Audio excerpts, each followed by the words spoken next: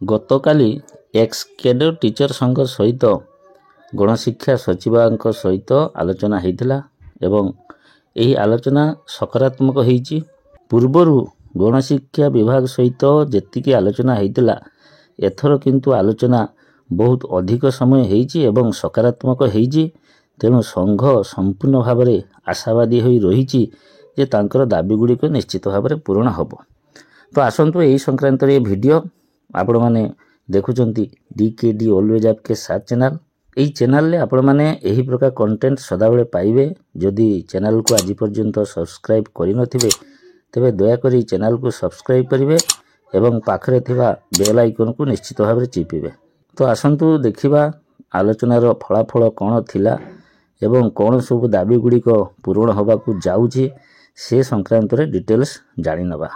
ତ ଘଟଣା ହେଉଛି ଆପଣମାନେ ଜାଣିଛନ୍ତି ଯେ 24 ତାରିଖ ଦିନ 12:15 ଆମର ଏକ୍ସ କ୍ୟାଡର ଟିଚର ସଂଘ ସହିତ ଗଣଶିକ୍ଷା ବିଭାଗ ଏବଂ ଗଣଶିକ୍ଷା ବିଭାଗର ସଚିବ ମହୋଦୟ ସେଥିରେ ଉପସ୍ଥିତ ଥିଲେ। ସଂଘର କର୍ମକର୍ତ୍ତାମାନେ ମଧ୍ୟ ଉପସ୍ଥିତ ଥିଲେ ଏବଂ ଯେଉଁ 6ଟି ଦାବି ଥିଲା, ପ୍ରଥମ ଦାବି ରହିଥିଲା ଏକ୍ସ କ୍ୟାଡର ଉଚ୍ଛେଦ, ଦ୍ୱିତୀୟ ଦାବି ଥିଲା OTETକୁ ଉଚ୍ଛେଦ, ତୃତୀୟ ଦାବି ଥିଲା ରହିଯାଇଥିବା ଆମର ଅନଟ୍ରେଣ୍ଡ ଗଣଶିକ୍ଷକମାନଙ୍କୁ ଶୀଘ୍ର ରେଗୁଲାର କରିବା। ଏହିଭଳିଆ ଯେଉଁ 6ଟି ଦାବି ଥିଲା ସେ 6ଟି ଦାବି ବିଷୟରେ ପୁଙ୍ଖାନୁପୁଙ୍ଖ ଆଲୋଚନା ହୋଇଛି। ତ ଆମର ତ୍ରିଲୋଚନ ସାରଙ୍କର ଗୋଟେ ମେସେଜ ଆସିଛି। ମୁଁ ଆଗେ ଆପଣଙ୍କୁ ସେଇ ତ୍ରିଲୋଚନ ସାରଙ୍କର ମେସେଜଟିକୁ ଦେଖୁଛି।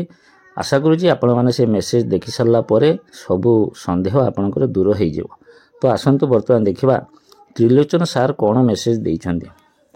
ତ ଦେଖନ୍ତୁ, ରାଜ୍ୟର ସମସ୍ତ ଏକ୍ସ କ୍ୟାଡର ଓ ଗଣଶିକ୍ଷକ ବନ୍ଧୁମାନଙ୍କୁ ନବବର୍ଷର ଶୁଭେଚ୍ଛା। ଆପଣମାନେ ଜାଣିଥିବେ ଅଦ୍ୟତା 24/12/2024 ରିଖ ଦିବା 12:15 ସମୟରେ ରାଜ୍ୟ ସରକାରଙ୍କ ଗଣଶିକ୍ଷା ବିଭାଗ ରାଜ୍ୟ ଲେବଲ ଭି ଏକ୍ସ କ୍ୟାଡର ସଂଘକୁ ଆମନ୍ତ୍ରଣ କରିଥିଲା। କାରଣ ଶିକ୍ଷକ ସଂଘର ବିଭିନ୍ନ ସମସ୍ୟା ରାଜ୍ୟ ନେତୃତ୍ୱ ତ୍ରିଲୋଚନ ବିଶ୍ୱାଳ, ବୁଲୁ ବେହେରା, ଉମାକାନ୍ତ ନାୟକ, ରାଧାଶ୍ୟାମ ବାରିକ, ସୁଶାନ୍ତ ସାହା, କ୍ଷୀରୋଦ କୁମାର ସାହୁ, ଅଶରଫ ଅଲ୍ଲୀ, ଚିତ୍ତରଞ୍ଜନ ଚିନାରା, ଲୋପାମୁଦ୍ରା ସ୍ୱାଇଁ, ବିଭୂତି ତ୍ରିପାଠୀ, ସୁପ୍ରୀତି ଖୁଣ୍ଟିଆ, ପ୍ରକାଶ ଚନ୍ଦ୍ର ମଲ୍ଲିକ, ସୁଭାଷ ପ୍ରଧାନ, ବୀରେନ ଦାସିଆ ପ୍ରଭୃତି ନେତାମାନେ ବିଦ୍ୟାଳୟ ଓ ଗଣଶିକ୍ଷା ବିଭାଗ ସଚିବ ଓ ନିର୍ଦ୍ଦେଶକଙ୍କ ସହ ଏକ୍ସ କ୍ୟାଡର OTET ଉଚ୍ଛେଦ ସହ ନିୟମିତ ଶିକ୍ଷକର ସମସ୍ତ ସୁବିଧା ସୁଯୋଗ ପାଇବା ନିମନ୍ତେ ଆଲୋଚନା କରାଯାଇଥିଲା। ସରକାର ଦୃଷ୍ଟି ଦେଇଛନ୍ତି ବୋଲି ପ୍ରତିଶ୍ରୁତି ଦେବା ସ୍ଥଳେ ଅନ୍ୟାନ୍ୟ ସୁବିଧାର ସାର୍ବଜନୀନ SOP ତୁରନ୍ତ ପ୍ରକାଶ କରାଯିବ ବୋଲି ପ୍ରତିଶ୍ରୁତି ଦେଇଛନ୍ତି ଓ ଯେ ପର୍ଯ୍ୟନ୍ତ ଅଶେପାରୁ ଦରମା ପାଉଛନ୍ତି ସେ ପର୍ଯ୍ୟନ୍ତ ଟ୍ରେଜେରୀରୁ କରାଯାଇ ପାରିବ ନାହିଁ ବୋଲି ଦୃଢ଼ୋକ୍ତି ପ୍ରକାଶ କରିଥିଲେ। ଏହି ପରିସ୍ଥିତିରେ ସମସ୍ତ ଶିକ୍ଷକଙ୍କ ସହଯୋଗ ଓ ସଦିଚ୍ଛାକୁ ପାଥେୟ କରି ସଂଗଠନ ଆପଣଙ୍କ ସମସ୍ୟାକୁ ନେଇ ଆଗକୁ ଯିବ। କିଛି ହୀନଦୃଷ୍ଟି ଲୋକ, ଚାଟୁକାର, ଅନ୍ଧବିଶ୍ୱାସୀମାନେ ଅଯଥା ତଥ୍ୟବିହୀନ ମନ୍ତବ୍ୟ ଦେଇ ବାହାବା ନେବାକୁ ଚେଷ୍ଟା କରୁଛି। ସେମାନଙ୍କୁ ଅନୁରୋଧ ସତ୍ୟ ପଥରେ ଚାଲନ୍ତୁ ଓ ନିଜ ଭବିଷ୍ୟତ ଦେଖନ୍ତୁ, ନଚେତ୍ ପୁଣି ଥରେ ଠକିଯିବେ। ଏବଂ ତ୍ରିଲୋଚନ ବିଶ୍ୱାଳ। ତ ଏଥିରେ ପୁରା ଡିଟେଲ୍ସ ଭାବରେ ତ୍ରିଲୋଚନ ସାର ଲେଖିଛନ୍ତି ଯେ 12:15 24 ତାରିଖ ଦିନ ଯେଉଁ ଆଲୋଚନା ହୋଇଥିଲା, ପ୍ରଥମ ଦାବି ରହିଥିଲା ଏକ୍ସ କ୍ୟାଡର ଉଚ୍ଛେଦ ଏବଂ ଦ୍ୱିତୀୟ ଦାବି ରହିଥିଲା OTET ଉଚ୍ଛେଦ ସହ ନିୟମିତ ଶିକ୍ଷକର ସମସ୍ତ ସୁବିଧା। ତ ୟା ଉପରେ ସକାରାତ୍ମକ ଭାବରେ ଆଲୋଚନା ହୋଇଛି। ସରକାର ମଧ୍ୟ ଦୃଷ୍ଟି ଦେଇଛନ୍ତି ବୋଲି ପ୍ରତିଶ୍ରୁତି ମିଳିଛି ଯେ ଆଗାମୀ ସମୟରେ OTET ଉଚ୍ଛେଦ ଏବଂ ଏକ୍ସ କ୍ୟାଡର ଉଚ୍ଛେଦ କରାଯିବ। ନୂଆ ଏକ SOP ତୁରନ୍ତ ପ୍ରକାଶ କରାଯିବ।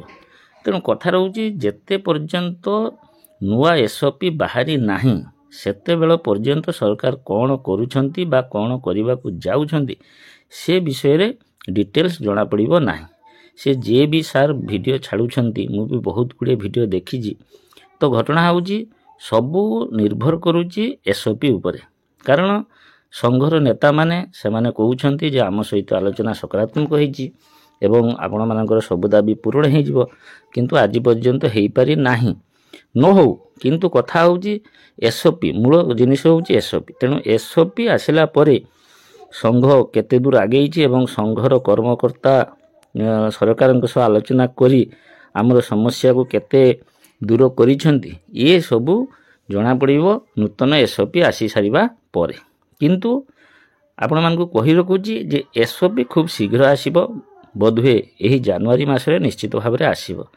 ତେଣୁ ଆମେ ସମସ୍ତେ ଅପେକ୍ଷା କରିବା ନୂତନ SOP ଆସିବା ପର୍ଯ୍ୟନ୍ତ। ଭଗବାନଙ୍କଠାରେ ପ୍ରାର୍ଥନା କରିବା ଯେ ଆମର ଏ ଦୀର୍ଘ ଦିନର ସମସ୍ୟା ଦୂର ହେଇଯାଉ ଏବଂ ଆମେମାନେ ଯେଉଁ କଷ୍ଟ ପାଉଛୁ ସେ କଷ୍ଟ ଖୁବ୍ ଶୀଘ୍ର ଜଗନ୍ନାଥ ନିଶ୍ଚିତ ଭାବରେ ପୂରଣ କରନ୍ତୁ ବା ସେ କଷ୍ଟକୁ ଦୂର କରିଦିଅନ୍ତୁ। ଆଶା କରୁଛି ଭିଡ଼ିଓଟି ନିଶ୍ଚିତ ଭାବରେ ଆପଣଙ୍କୁ ଭଲ ଲାଗିଥିବ। ଭିଡ଼ିଓଟିକୁ ଲାଇକ୍ ଏବଂ ସେୟାର କରିବେ। ଶେଷରେ ହ୍ୟାପି ଖ୍ରୀଷ୍ଟମାସ ମୋର ଅଗଣିତ ସବସ୍କ୍ରାଇବର ଭାଇ ଓ ଭଉଣୀମାନଙ୍କୁ ମୋ ତରଫରୁ ଅଶେଷ ଅଶେଷ ଧନ୍ୟବାଦ। ସେମାନେ ଆମ ସହିତ ଯୋଡ଼ିକି ଅଛନ୍ତି, ମୋ ଚ୍ୟାନେଲ ସହିତ ଯୋଡ଼ିକି ଅଛନ୍ତି ଏବଂ ତାଙ୍କର ସହଯୋଗ ମୋତେ ଦେଉଛନ୍ତି। ସେଥିପାଇଁ ମୋର ଅଗଣିତ ଦର୍ଶକ ଦର୍ଶିକା କିମ୍ବା ସବସ୍କ୍ରାଇବର ସମସ୍ତଙ୍କୁ ମୁଁ ମୋର ହୃଦୟର ଗଭୀରତମ ପ୍ରଦେଶରୁ ଆପଣମାନଙ୍କୁ କୃତଜ୍ଞତା ଜଣାଉଛି ଏବଂ ଶେଷରେ ପୁଣି କହିବି ହ୍ୟାପି ଖ୍ରୀଷ୍ଟମାସ।